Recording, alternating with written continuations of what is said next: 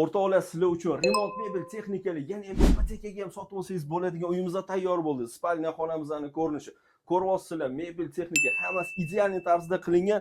Bu yoq tomonimizda zal bo'ladi. Zalimizni ham ko'rishingiz mumkin.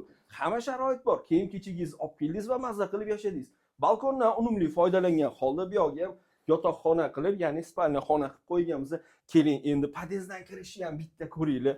Bu yoq tomonimizda podyezddan kirish qismi bo'ladi.